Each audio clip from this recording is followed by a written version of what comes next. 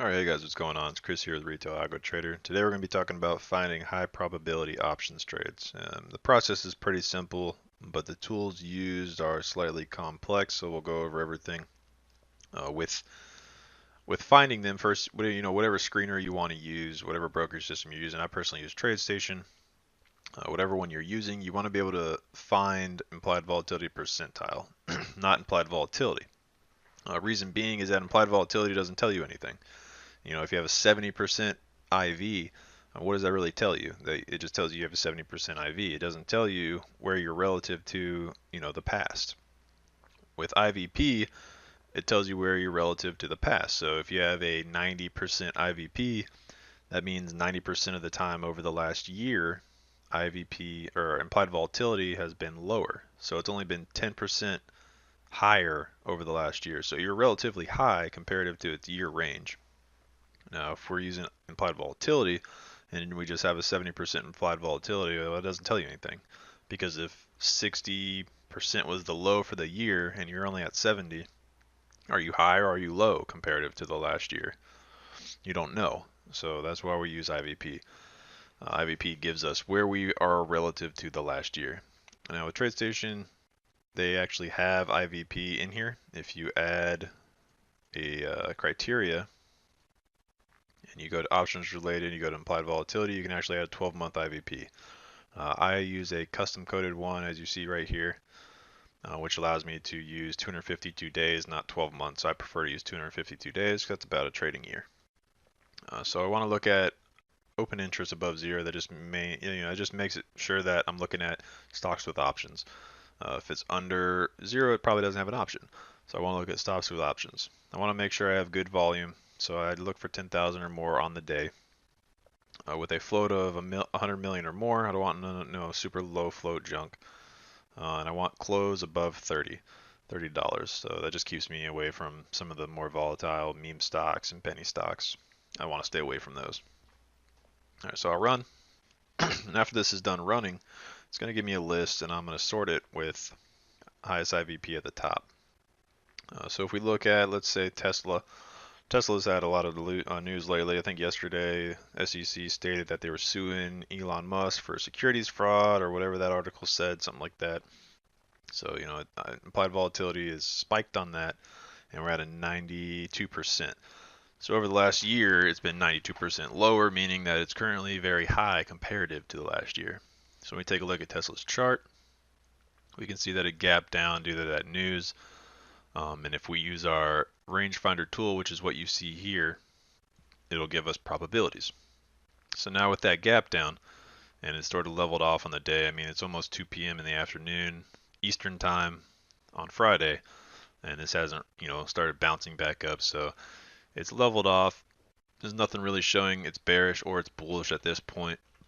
You do have this little inverse hammer, which people might think is a bullish indication of it bouncing back up the next day, but that's not always the case. So we're going to go with the neutral strategy, and plus it allows us to take in a little bit more credit. Now you could do an iron butterfly or an iron condor. For this purpose, we're just going to do an iron condor, nice and simple to show probabilities. So if we want to keep an 80% probability or even a 70, we could look at 296s or whatever gets us above that at 296 or above, or we could look at the 302s. So now when we pull our options chain up, let's do that. We'll move this to the right a little bit to get it out of the way, and we'll pull our options chain up. Move that out of the way. And here we see, let me get these hypothetical trades out of the way so it's all nice and fresh. All right, so we have an 80% probability of it staying under 302. Now, the higher probability you go, the less credit you're going to be able to take in. That's just the nature of the beast. If you go all the way up to 90%, you're probably not going to get much credit at all.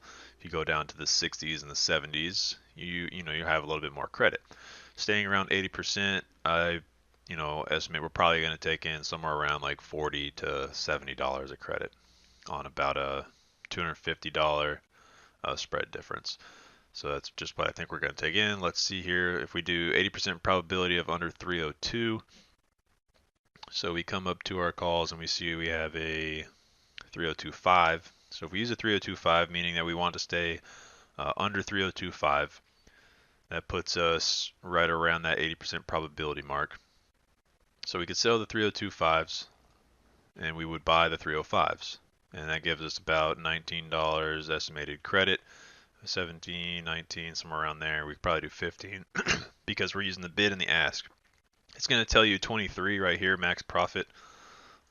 If we look at this guy right here, that's telling us max profit is 23, but that's because it's using the last price it's traded at, which isn't realistic if you're just looking to get in the trade and you don't want to mess around with a limit order that might never get filled. So if we just use the bid and the ask, the difference there is about $17. So if we put our limit order in for 17, we would likely get filled immediately. You're basically doing a market order by using a limit order. Now if we go to the bottom side for our puts, we need an 80% probability of staying over 232.5. So do we have 232.5s? No, these are moving by 500 strike differences. So we do have a 230. So with the 230, that puts us under 80% probability. We could go with the 235, which would still keep us between 70 and 80. So we'll go with the 235s. We might be able to get a little bit more credit out of that. So we would sell the 235s, and then we would buy, and I'm holding control while I do this. That allows me to add in more legs. If you just click it, it's gonna basically switch your legs. So if you hold control and you click these, it'll allow you to add more legs to your spread. And you see how it says custom. When I add this last one, it'll change to Iron Condor. So when I add the 230, now we've switched it to an Iron Condor. If you look right there on the options chain, we have an Iron Condor. So with the Iron Condor, we have a 275 and a 226, so roughly about $50 credit there. Down to the 302.5 and the 305, we have roughly $18 credit there. So you're looking at about somewhere between $65 and $70 a credit is what it's looking at. So right around what I anticipated. So if we put our limit order in for $70, actually let's just do 65, make sure we get filled. This is all just simulated here. We would obviously try to get filled at the highest we can, but for now we're just going to use 65. So we put our limit order for 65, we can go ahead and we can analyze this trade. Now when we analyze this trade, we already know based off of the values we've used for our spreads, we have 80% probability of this trade. Now with the max profit that we could make, we have 65 and a max loss of 435. So if we take the 65 credit that we took in, and we'll bring the calculator up here. We take the $65 credit we took in and we divide it by the $435 max loss. Right. We're looking at about a 14.9 to 15% return on our money. And this is 7 days out. So within 7 days, this trade, it's a 7-day trade, and you have an 80% probability of making a 15% return on your money. So it's pretty good odds, pretty good return just for a 7-day period. And the higher you go, the less credit you'll be able to take in. The lower you go, the more credit you'd be able to take in. But right now we have 80% probability of making 15% return. And for our break-even points, you would just take the $65 credit, convert that to basically cents. So you would take 65 cents and minus it from your put side and add it to your call side of your shorts. So we'll move these. We'll do that right now. We have our 302.5 as our call side short. So we would add 65 cents to that, and that would give you your break-even point of somewhere around 302.09, whatever that equals out to. And then your break-even point on your put side would be right around 234.39 or whatever that ended up equaling. You would just subtract 65 cents from the 235, and that would give you your break-even point on the bottom. So that's where you get your break-even points. That's how you construct an 80% probability trade.